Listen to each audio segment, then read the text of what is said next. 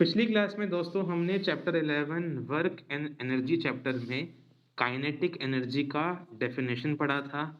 Kinetic energy मैंने बताया था वो एनर्जी होती है जो बॉडी के मोशन की वजह से आती है। फिर हमने काइनेटिक एनर्जी का डेरिवेशन किया था कि काइनेटिक एनर्जी का फॉर्मूला होता है हाफ एम वी स्क्वायर, या फिर काइनेटिक एनर्जी का फॉर्मूला होता है half M V square minus U square. अब मैं आज कुछ क्वेश्चंस करवाता हूं आप लोगों के एनसीईआरटी के इस टॉपिक में से। आप लोग अपनी बुक खोलिए और आप क्वेश्चन देखिए। एग्जाम्पल 11.4 अच्छा क्वेश्चन है, ऐसे क्वेश्चन एग्जाम में पूछ ले जाते हैं। देखिए, what is the work to be done to increase, page number है 151, ठीक है।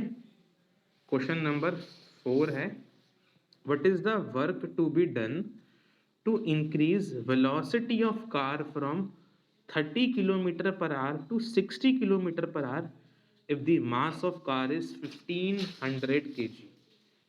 आप देखिए, आपको वर्क निकालने को पूछा जा रहा है। वर्क निकालना है अगर हम एक कार की वेलोसिटी 30 से 60 बढ़ा रहे हैं और कार का मास 1500 है। कैसे? क्वेश्चन नंबर मतलब एग्जाम्पल नंबर 11.4 क्या कह रहा है? एक कार है, उसकी स्पीड कितनी दे रखी है आपको? 60। इसका मतलब आपको 30 किलोमीटर पर आवर आपको उसकी इनिशियल स्पीड दे रखी है u। उसकी फाइनल स्पीड आपको करनी है 60 किलोमीटर पर आवर। कार का मास भी गिवन है आपको, कितना? 1500 kg। इस पूरे प्रोसेस में कितना वर्क लगेगा मुझे वो निकालना है, क्वेश्चन कह रहा है। अब आप कहोगे कि भाई हमने तो पढ़ा है वर्क का फॉर्मूला होता है क्या? Force into distance. ना हमें यहाँ पर फोर्स दिया ना डिस्टेंस दिया, वर्क निकालना है। बट मैंने आपको पढ़ाया था पिछली क्लास में कि काइनेटिक एनर्जी का एक फॉर्मूला होता है। क्या होता है? हाफ एम वी स्क्वायर या फिर half M V square minus U square. और मैंने ये बताया था कि काइनेटिक एनर्जी तो एक वर्क ही है, एनर्जी और वर्क दोनों बराबर होते हैं। तो कुछ मत करिए, आप काइनेटिक एनर्जी निकालिए इस क्वेश्चन में। आपके पास मास भी है, वी भी है, यू भी है। काइनेटिक एनर्जी निकल जाएगी, वही वर्क है, क्योंकि एनर्जी वर्क बराबर होते हैं फिजिक्स में। ध्यान रखना क्या है इस क्वेश्चन में, आपको वेलोसिटी किलोमीटर पर आवर में दे रखी है, इसे मीटर पर सेकंड में चेंज करना पड़ेगा, तभी काम हो सकते हैं। तो वो हम कर लेते हैं। बोलो। तो एग्जाम्पल 11.4 पेज नंबर 151 कर रहे हैं। हमें कार का मास कितना गिवन है? 1500 kg है ना, इतने गिवन है ना, 1500। यू कितना गिवन है मुझे कार का? 30 किलोमीटर पर आवर। हम इसे चेंज करते हैं मीटर पर सेकंड में। कैसे करेंगे? 1 किलोमीटर में कितने मीटर होते हैं? 1000। 1 आवर में होते हैं 60 इंटू 60 सेकेंड। 5/18 से भी कर सकते थे, बिल्कुल उससे भी आप कर सकते थे ना, या 1000/60 इंटू 60 से भी कर सकते हैं। ठीक है, तो मैं करके दिखा देता हूँ। 6 5 ये रहेगा आपका 50/6। थोड़ा और काट देते हैं, 325। तो u कितना आया? 25/3 मीटर पर सेकंड। v निकालते हैं, v 60 किलोमीटर पर आवर है, तो डबल ही हो जाएगा वैसे तो उसका, लेकिन तब भी सॉल्व कर देते हैं।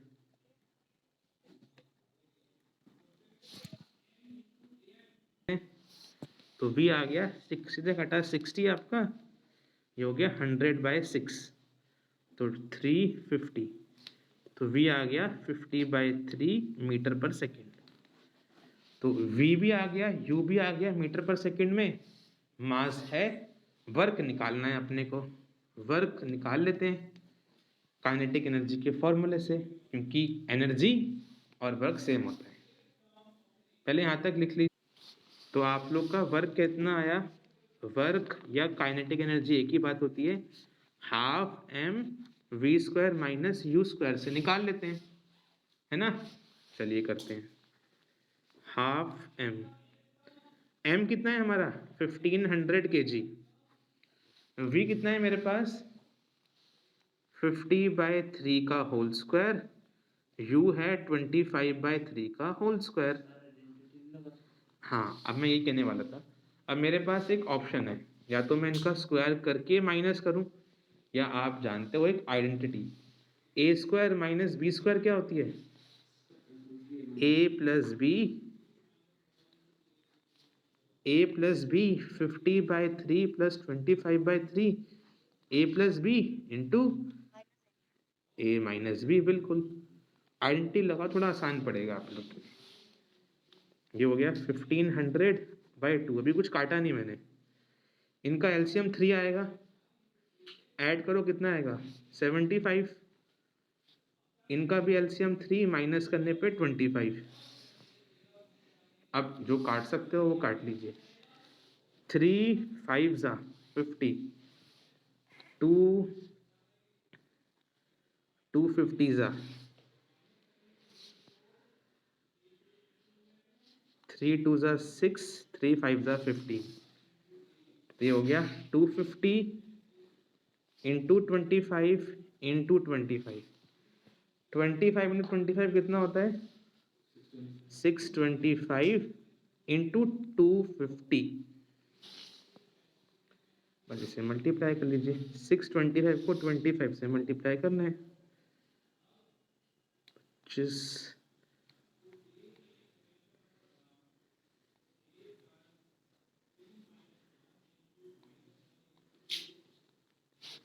156250 जूल। इतना वर्क करना पड़ेगा। ठीक है दोस्तों, पेज नंबर 152 अगला क्वेश्चन डिस्कस कर रहे हैं। Question number 3। क्वेश्चन नंबर 3 कह रहा है कि काइनेटिक एनर्जी एक ऑब्जेक्ट की जिसका मास m है, मास बताया नहीं है मुझे, सिर्फ m बोला है। काइनेटिक एनर्जी एक ऑब्जेक्ट की जिसका मास m है, जिसकी वेलोसिटी 5 है, तो उसकी काइनेटिक एनर्जी कितनी दी है मुझे 25। काइनेटिक एनर्जी दी है, वेलोसिटी दी है, मास m ही बोला है। What will be it's kinetic energy when its velocity is double. अगर मैंने इस बॉडी की वेलोसिटी डबल कर दी, 5 से 10 कर दी, तो काइनेटिक एनर्जी कितनी होगी बताना है। और अगर हमने उसकी वेलोसिटी को 3 टाइम्स कर दिया, तो बताना है काइनेटिक एनर्जी कितनी होगी। कैसे करेंगे देखिए। देखो दोस्तों, क्वेश्चन क्या कह रहा है, क्वेश्चन कह रहा है कि काइनेटिक एनर्जी कितनी है हमारी 25 जूल शायद। मास बता रखा है, नहीं बता रखा। वेलोसिटी कितनी है उसकी 5 मीटर पर सेकेंड। क्वेश्चन ने कहा है मेरे पास काइनेटिक एनर्जी 25 है, एक बॉडी की जिसका मास नहीं बताया, हाँ उसकी वेलोसिटी बताइए। ठीक है, फिर कह रहा है क्वेश्चन, अगर अच्छा, फिर क्वेश्चन ने कहा अगर मैंने इस बॉडी की वेलोसिटी डबल कर दी, अगर मैंने उसकी वेलोसिटी डबल, मतलब नई वेलोसिटी कितनी हो जाएगी हमारी 10। भाई डबल कितना होगा 5 का 10 ही तो बताना है कि काइनेटिक एनर्जी कितनी होगी। और अगर आपने वेलोसिटी ट्रिपल कर दी होती, 5 का स्टार्टिंग वाले का ट्रिपल कितना करोगे तो क्या आएगा 5 को 3 से मल्टीप्लाई करोगे तो 15। तो कितनी आएगी काइनेटिक एनर्जी आपकी, ये बताना है। क्वेश्चन यही तो है कि काइनेटिक एनर्जी 25 है बॉडी की, उसका मास m है, वेलोसिटी 5 है। अगर वेलोसिटी डबल कर दी 10 कर दी, और वेलोसिटी ट्रिपल कर दी 15, तो काइनेटिक एनर्जी निकालनी है। हाँ, कैसे निकालोगे बताओ? तो करते हैं दोस्तों इस क्वेश्चन को। काइनेटिक एनर्जी का फॉर्मूला यूज करिए, हाफ एम वी स्क्वायर या यू स्क्वायर। कितनी है मेरे पास काइनेटिक एनर्जी? 25। पुट कर दीजिए, is equal to half. M कितना है मेरे पास? नहीं पता, वही निकाल रहा हूं मैं। और u कितना है मेरे पास? 5 का स्क्वायर, तो 5 इंटू 5। m निकाल लो उससे, 2 को इधर ले जाओ, 5 को नीचे ले आओ। 25 इंटू 2 अपॉन 5 इंटू 5 m हो जाएगा। देखो 5 वन जा 5, 5 जा 5 वन जा 5 वन जा, तो मास कितना आ गया? 2 kg। पहले तो ये निकाल लीजिए। मास निकालने के बाद बाकी पार्ट्स आसानी से हो सकते हैं। कि मास 2 kg आया तो काइनेटिक एनर्जी कितनी होगी अगर वेलोसिटी 10 है तो? सेकंड पार्ट इस क्वेश्चन का, के ई हो जाएगा half M V square. Half mass कितना आया हमारा? 2 kg, और v कितना है हमारा? 10 है, तो 10 इंटू 10, चूंकि स्क्वायर करना होता है ना, तो 2 से 2 कटा, कितना है आंसर? 100 जूल, बिल्कुल सही। अब थर्ड पार्ट दोबारा निकालनी है के ई हमें, बट इस बार वेलोसिटी कितनी है? 15। तो हाफ, मास तो 2 है ना, मास तो 2 है ही, वेलोसिटी 15 बिल्कुल 2 से 2 कटा, ये कितना आया? 225 जूल। तो इतना आसान क्वेश्चन है ये, ऐसे होगा। दोस्तों हमने अब काइनेटिक एनर्जी के बारे में समझ लिया, कुछ क्वेश्चन भी कर लिए। तो मैंने पिछली क्लास आपको बताया था ना एनर्जी के बारे में। एनर्जी क्या होती है? एनर्जी होती है कैपेसिटी ऑफ डूइंग वर्क। फिर मैंने बताया था एनर्जी दो तरह की होती है। काइनेटिक एनर्जी लास्ट क्लास में पढ़ाया था। आज एनर्जी का सेकंड टाइप पढ़ा रहा हूं आपको मैं, पोटेंशियल एनर्जी। तो सेकंड टाइप ऑफ एनर्जी जो होती है हमारी पोटेंशियल एनर्जी, उसको आज हम लोग समझ रहे हैं।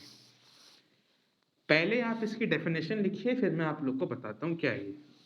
लिखिए, the energy possesses by a body due to its position or configuration is called potential energy. Energy possessed by a body due to its position or configuration is called potential energy. समझते हैं?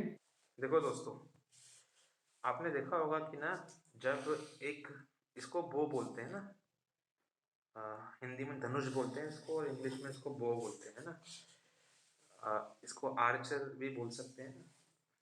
Archery game भी होता है, Olympics वगैरह में देखा होगा।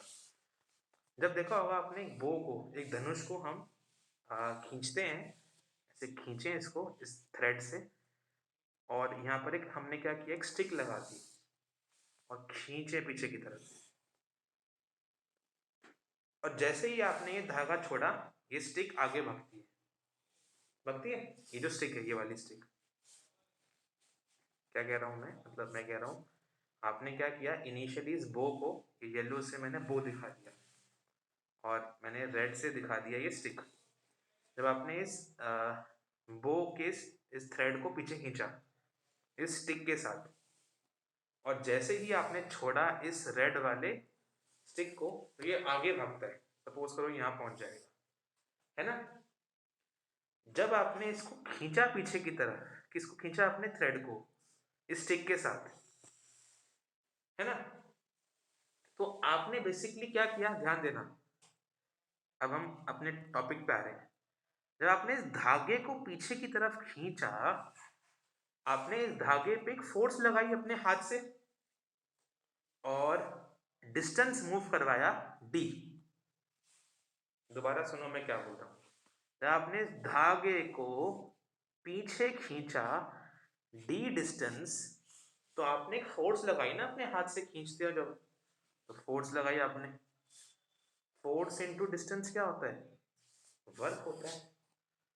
जब आपने बो को खींचा तो आपने एक वर्क किया, आपने कुछ वर्क किया, और जैसे ही आपने इसको छोड़ा, इस धागे को, तो उस वर्क की वजह से, जो आपने वर्क किया, उस वर्क की वजह से ये आपका जो स्टिक था वो आगे गया। अब ये स्टिक आगे क्यों गया? क्योंकि जब आपने वर्क किया था तो इस स्टिक में एनर्जी हो गई थी स्टोर। मैंने पिछली क्लास में कहा था, वर्क से एनर्जी आती है, capacity of doing work energy होती है। इस केस में आपने धागे को पीछे खींचा तो आपने वर्क किया, फोर्स इनटू डिस्टेंस लगाया, और जैसे ही आपने थ्रेड को छोड़ा, ये आगे गया आपका स्टिक, क्योंकि आपने इस पे वर्क की वजह से एनर्जी स्टोर करवाई थी। अब ठीक है भाई, ये तो समझ में आ गया कि जब हमने एक बो के थ्रेड को पीछे खींचा, धनुष के धागे को पीछे खींचा, तो वर्क किया हमने, और उससे इसमें एनर्जी स्टोर हो गई थी स्टिक में। कौन सी एनर्जी थी? काइनेटिक या पोटेंशियल? ये एनर्जी थी पोटेंशियल। मैंने आपको लिखवाया अभी, एनर्जी जो बॉडी के कॉन्फ़िगरेशन या पोजीशन की वजह से आती है। आपने जब पीछे खींचा धागे को, तो एक पोजीशन बनाई थी आपने नई इस स्टिक की, उस पोजीशन की वजह से जो एनर्जी आई वो पोटेंशियल एनर्जी है। तो जब भी धनुष को खींचते हो, जब धनुष को पीछे खींचोगे, तो आपने कौन सी एनर्जी स्टोर करी उसमें? पोटेंशियल, क्योंकि यहाँ पर एक पोजीशन या कॉन्फ़िगरेशन में चेंज आया। पोजीशन को ही कॉन्फ़िगरेशन कहते हैं। ये एक एग्जांपल है पोटेंशियल एनर्जी का। जब भी एक धनुष को पीछे खींचते हैं तो अपने हाथ से फोर्स लगाते हैं और धनुष पीछे कुछ डिस्टेंस मूव करता है। इन दोनों के प्रोडक्ट से वर्क किया आपने, और वर्क ही तो एनर्जी में स्टोर होती है। तो जैसे ही आपने धागा छोड़ा, ये धनुष, ये तीर आगे गया। ये जो एनर्जी है ये पोटेंशियल है, क्योंकि जब आपने धनुष को पीछे खींचा तो आपने पोजीशन चेंज करी इस धनुष की, और यही एनर्जी पोटेंशियल है। पोजीशन या कॉन्फ़िगरेशन चेंज करने से एनर्जी आती है potential. P for position change करा तो P फॉर पोटेंशियल एनर्जी आ गई। ऐसे याद कर सकते हो। कहीं पर भी आपके आसपास पोजीशन चेंज हो रही है किसी की, दैट मीन्स आपने एक पोटेंशियल एनर्जी उसमें दी। जैसे मैं एग्जांपल देता हूँ एक और आपको। आप सपोज करो अपने घर पे हो, आपकी मम्मी कहती हैं कि ग्राउंड फ्लोर पे आपका एक पॉट रखा है, गमला रखा है जिसमें फ्लावर है, ग्राउंड फ्लोर से उसको छत पे रखाओ। आपने क्या किया? गमले की पोजीशन चेंज करी यहां से यहां पर। ये कौन सी एनर्जी है? पोटेंशियल। पोजीशन चेंज करने से आती है पोटेंशियल एनर्जी। जब एक स्प्रिंग को, स्प्रिंग से तो खेलते हैं ना हम लोग, उसे दबाते हो, कंप्रेस करते हो, तो वो छोटी हो जाती है, और जैसे ही छोड़ते हो उसको, दोबारा से वो बड़ी हो जाती है, मूवमेंट करती है। स्प्रिंग को कंप्रेस किया तो आपने उसकी पोजीशन चेंज करी ना, छोटी कर दी आपने उसकी पोजीशन दबा के, और छोड़ोगे तो वो मूवमेंट करती है। पोजीशन चेंज करने से कौन सी एनर्जी दी आपने? पोटेंशियल। स्प्रिंग को कंप्रेस करते हैं तो उसमें आती है पोटेंशियल एनर्जी। तो आप लिख लीजिए फॉर एग्जाम्पल। एग्जाम्पल्स क्या है यहाँ पर पोटेंशियल एनर्जी के? वेन एवर, पहला एग्जाम्पल है वेन एवर बो इज कंप्रेस। बो मतलब धनुष को कंप्रेस करते हैं तो वहां पर आती है potential energy. When ever spring is compress, जब भी स्प्रिंग को दबाते हैं, कंप्रेस करते हैं, तो उस पर आती है पोटेंशियल एनर्जी। जब अपने घर में एक पॉट को ले जाते हैं नीचे से ऊपर, whenever pot is placed from ground floor to top floor, potential energy is change। तो ये सब एग्जाम्पल किसके हैं? पोटेंशियल एनर्जी के, क्योंकि यहाँ पर आप लोग